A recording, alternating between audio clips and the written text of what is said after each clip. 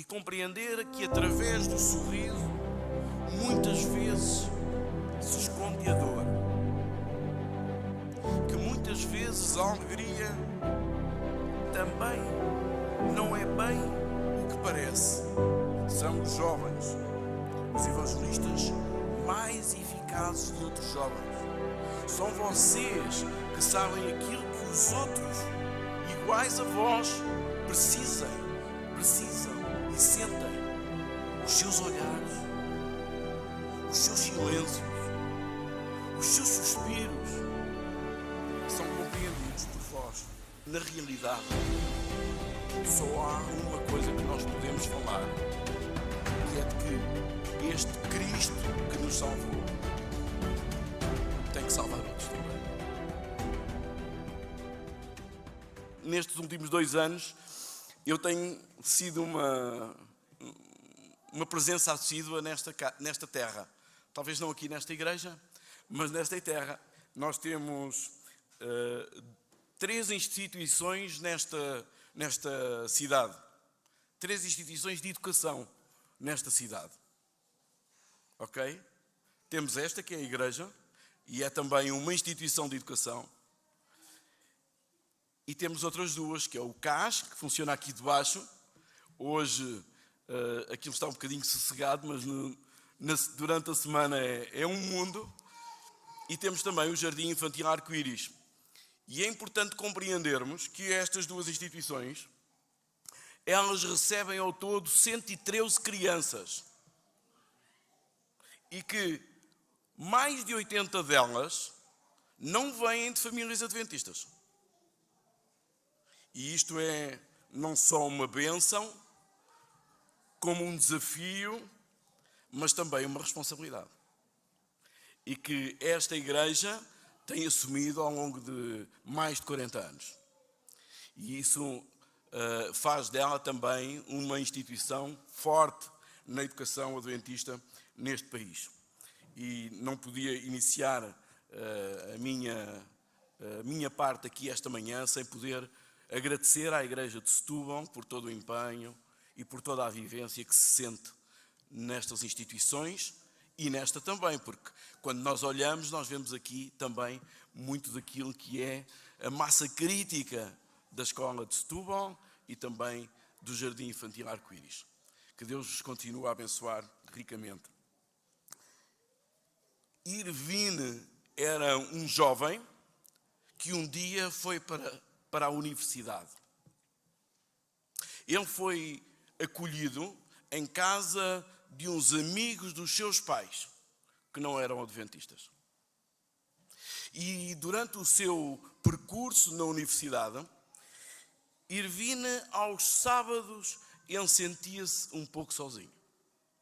O campo onde ele frequentava, a universidade que ele frequentava, não era adventista, e ele sentia ali alguma dificuldade.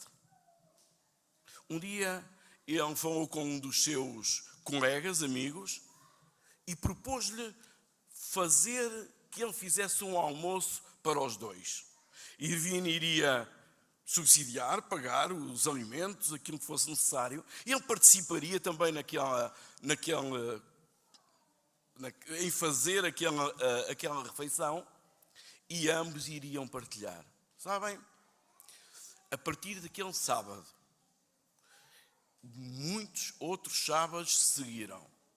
Irvine e o seu amigo começaram a juntar outros amigos e dessa forma eles conseguiram partilhar Jesus com os colegas. A compaixão, ela pode espalhar o Evangelho. E sabem, a meditação desta manhã, ela vai dar seguimento àquilo que ouvimos na escola sabatina. Muito bem apresentado e exposto pelo meu querido amigo Paulo Sérgio. Porque na realidade só há uma coisa que nós podemos falar, que é de que este Cristo que nos salvou tem que salvar outros também. E é este o desafio que vamos trazer hoje aqui aos universitários, esta manhã. É que no vosso campo de ação da vossa universidade possam ser este Cristo com compaixão pelos outros. Podemos abrir as nossas Bíblias em Mateus 9, 36 a 38. Mateus 9, 36 a 38. Esta será a nossa referência bíblica desta manhã. Eu vou ler para ali porque pode ser que a versão seja diferente. E diz assim: e vendo a multidão, Jesus teve compaixão deles, porque andavam desgarrados e errantes, como ovelhas que não têm pastor. E continua: e então disse aos seus discípulos: a seara é realmente grande, mas poucos são os ceifeiros. Imaginem-se numa igreja, numa escola, num concerto, onde quer que estejam, e conseguem compreender tudo o que se passa ao vosso redor. Imaginem, nós estamos aqui, eu estou aqui, e de repente consigo compreender o que cada um de vós sente. Já imaginaram isto? Olhamos e eu sei o que cada um de vós pensa, sente, as dificuldades que tem, os problemas que enfrenta. Não é possível. Mas para Jesus era possível. Ele podia olhar para a multidão e compreender os que estavam tristes, os que estavam a sofrer, os que estavam irritados e desconfortáveis, também os que estavam felizes. Jesus conseguia compreender cada um daqueles corações. E o texto bíblico desta manhã, que acabámos de ler, ele vai dizer-nos que tudo isso acontecia porque Jesus sentia compaixão. Era a compaixão de Cristo que levava à preocupação com todas aquelas questões que iam aparecendo em cada uma daquelas pessoas. Ou seja, se pudéssemos resumir o caráter de Cristo em relação ao ser humano, em relação a mim e a cada um de vós, poderíamos concluir que ele foi movido de íntima compaixão.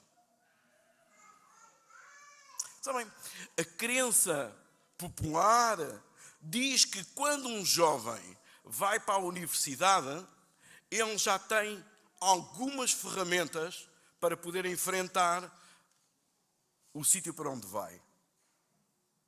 Já cresceu, já tem uma certa idade, a família já lhe introduziu alguns valores. Mas sabem, se estivermos atentos, tal e qual como Cristo estava, nós veremos todas as complexidades que vão na cabeça e na vida de todos esses jovens também. E podemos percebê-lo através de algumas ferramentas que nós temos em nós. Os nossos olhos. Se estivermos os nossos olhos abertos e atentos, veremos através deles o que se passa com os outros. Se abrirmos e estivermos atentos com os nossos ouvidos, será o suficiente para compreendermos as palavras e os silêncios. As nossas mãos, que têm também a capacidade de poder tocar, e sabem, o toque é fundamental na relação humana. Muitas vezes, apenas um toque faz com que todo o stress acumulado se desfaça. toda a irritabilidade, às vezes apenas um toque resolve. E também os pés. Porque os pés levam-nos até ao encontro daqueles que mais precisam. Um teólogo um dia escreveu o seguinte a respeito daquilo que vos acabei de dizer. Suponhamos que quando Cristo olhou para certas pessoas e certas cenas, aqueles que o observavam de perto percebiam a sua agitação. Percebiam como expressava as suas emoções e como elas eram profundas ao ponto de lhe modificar o rosto, de fazer com que os seus olhos chorassem como fontes e compreender como o seu coração estava pronto para explodir de compaixão e tristeza por aquilo que via.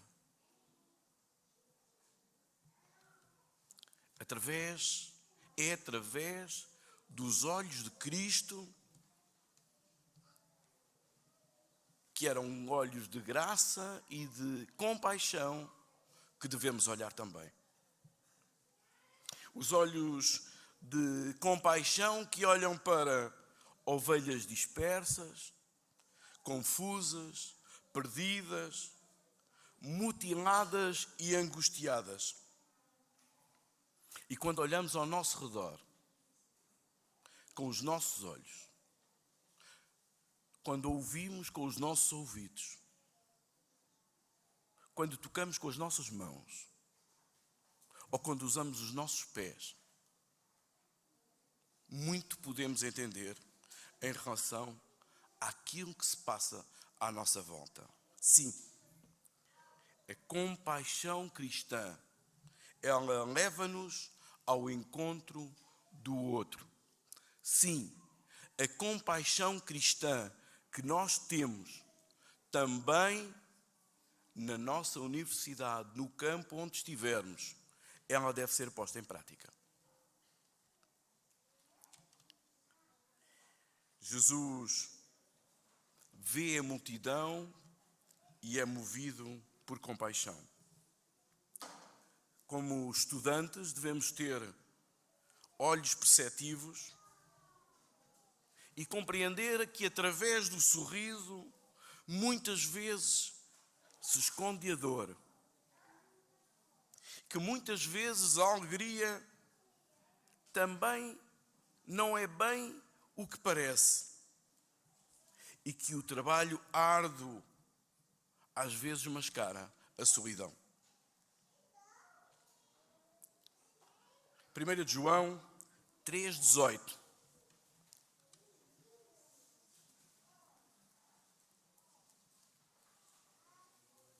Se pudermos abrir as nossas Bíblias, 1 João 3,18. Diz assim: Filhinhos, não amemos de palavra nem de língua, mas de facto e em verdade. Amigos, não amemos por aquilo que dizemos, mas por aquilo que fazemos.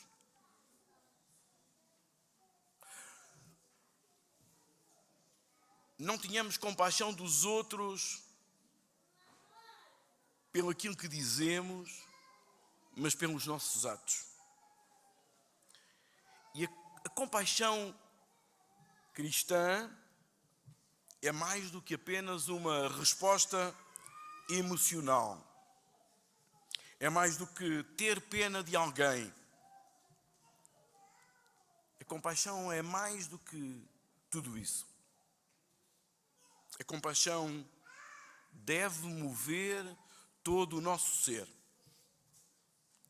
A compaixão acontece porque estamos magoados por dentro. Quando as coisas que vemos não nos agradam, quando as pessoas que vemos estão mal, isso deve magoar-nos e levar-nos à ação. O sentimento é tão profundo que não conseguimos mantê-lo. Temos de agir, temos de fazer algo. Não podemos ficar parados. Não podemos ter compaixão sem ter ação. E por isso é que somos cristãos, porque somos agentes. Porque temos uma missão que não é nossa a cumprir.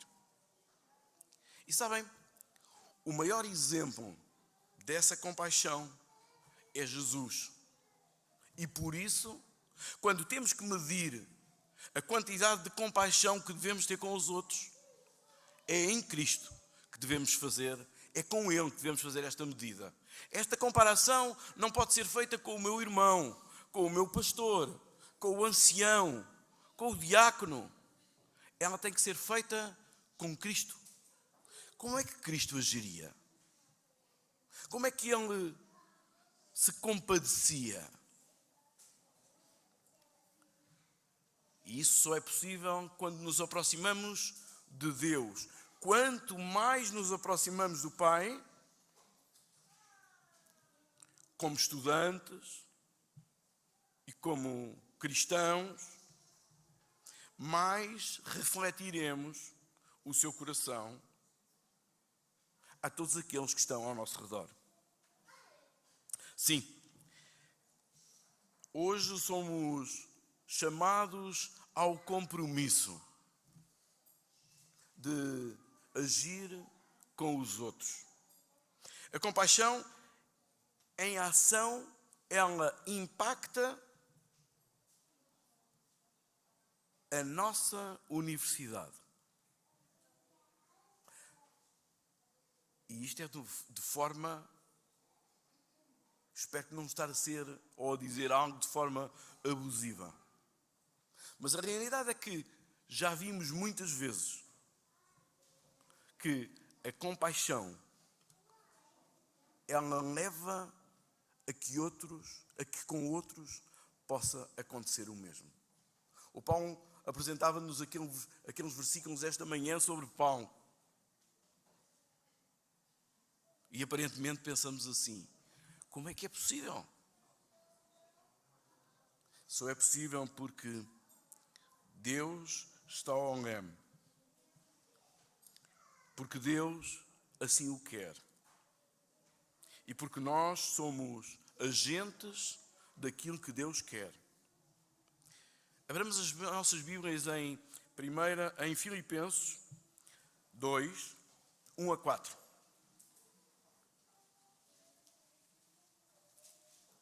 Filipenses 2, 1 a 4. Se por estarmos em Cristo nós temos alguma motivação, alguma exortação de amor, alguma comunhão do Espírito, alguma profunda afeição e compaixão, completem a minha alegria, tendo o mesmo modo de pensar, o mesmo amor, um só Espírito, uma só atitude.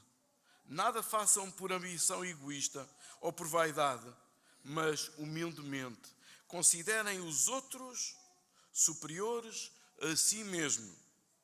Cada um cuide não somente dos seus interesses, mas também dos interesses dos outros. A compaixão como virtude, ela constrói pontes entre pessoas.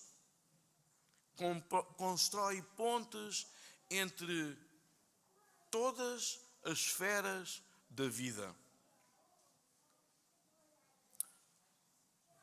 Todos nascemos no pecado e sabemos que o pecado colocou algo de muito difícil na nossa vida. Uma das coisas que o pecado colocou na nossa vida foi pensarmos que somos melhores que os outros.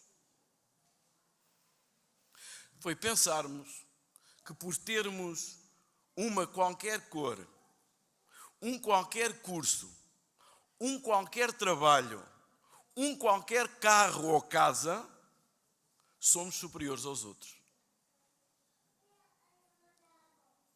E isso só quando o pecado desaparecerá também da nossa mente. Mas imaginem que tínhamos sido criados hoje. Quando olhássemos uns para os outros, veríamos que éramos todos iguais.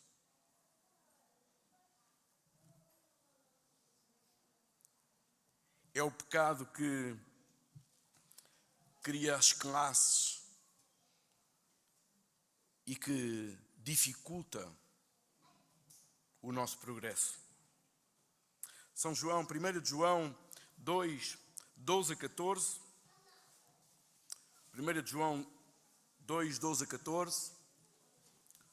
Filhinhos, escrevo-vos porque pelo seu nome vos são perdoados os pecados. Vos são perdoados os pecados. Pais, escrevo-vos porque conhecestes aquele que é desde o princípio. Jovens, escrevo-vos porque venceste o maligno. Eu vos escrevi, filhos, porque conhecestes o Pai. E vos escrevi, pois porque já conheceis aquele que é desde o princípio. Eu vos escrevi, jovens, porque sois fortes e a palavra de Deus está em vós e já venceste o maligno. Ellen White, no livro Serviço Cristão, da nossa publicadora Servir, na página 39, diz assim: o Senhor designou a juventude para serem a sua mão ajudadora. E na revista Reviewer and the Herald de 1915, tomem bem conta, 1915, 15 de abril, diz assim: os jovens são evangelistas mais eficazes de outros jovens, pregadores ou leigos mais velhos. Não têm metade da influência sobre os jovens que os jovens dedicados a Deus podem ter sobre os seus pares. 1915. Ellen White já sabia aquilo que às vezes nós temos alguma dificuldade em compreender, que é: eu com 54 anos não compreendo nada daquilo que os jovens com 20 pensam. E posso até querer ser um grande líder de jovens, mas estarei a mentir-me a mim próprio, porque não consigo. Sabem, eu conto sempre uma história para nós compreendermos a velocidade das coisas. Há 30 anos atrás, quando comecei a trabalhar com um computador, eu ia para o meu escritório, lá no API, ligava ao computador, ia tomar o pequeno almoço e quando viesse, ele estava ligado e pronto para trabalhar. Hoje, eu toco aqui no meu tablet e se ele não ligar logo, é uma carga de trabalhos. Os jovens de hoje mandam uma mensagem e se não for respondida no instante, é porque do outro lado alguém já não o ama. As coisas são rápidas e nós já não compreendemos isso. Eles é que se compreendem uns aos outros. Sabem, quando eu tomei conta do departamento e dos universitários, eu pensei assim: eu tenho que ter alguém que trabalhe comigo e que possa chegar aos jovens. Então arranjei alguém com 30 anos e disse-lhe a ele: olha, Bruno, tu agora tens que arranjar uma equipa de jovens com 20 anos. Porque nem eu e tu já conseguimos compreender aquilo que eles precisam. E para lá chegarmos, nós temos que tê-los connosco. Eles é que nos vão dizer o que nós temos que fazer. São os jovens, os evangelistas mais eficazes de outros jovens. São vocês que sabem aquilo que os outros, iguais a vós, precisam e sentem. Os seus olhares, os seus silêncios, os seus suspiros são compreendidos por vós. São vocês, jovens, que têm nas vossas mãos a igreja de hoje. Os jovens têm este papel enorme a desempenhar com outros jovens. E o melhor meio é através da compaixão. Ellen White, no livro Ciências do Bom Viver, e ouvimos isto no quinquênio passado muitas vezes, na página 110 da edição da publicadora Servir, todos os seres humanos são objeto de amoroso interesse por parte daquele que deu a sua vida para poder reconstruir os homens a Deus. Almas culpadas e desamparadas, condenadas a serem destruídas pelos ardis e artes de Satanás, são cuidadas como o bom pastor cuida das suas ovelhas e do seu rebanho. Hoje, a primeira coisa que podemos fazer é orar e pedir ao Senhor que nos ajude a estar mais atentos às necessidades dos outros. A quem é que eu posso mostrar compaixão? Como posso ser parte deste plano de Cristo de mover outros na direção de Deus? Como posso mostrar compaixão por uma pessoa que pode estar a sentir-se perdida hoje? A compaixão de Cristo, ela pode restaurar a dignidade dos outros. É esta ligação que nos poderá ajudar. Muitos, dentro do nosso círculo de influência, são como ovelhas sem pastor, esperando por encontrar alguém que o possa resgatar, orientar e restaurar. Trabalhando em equipe, jovens, igreja, escolas, podemos encontrar maneiras de alcançar os vossos pares, os funcionários das vossas escolas, os professores, e orientá-los no caminho certo.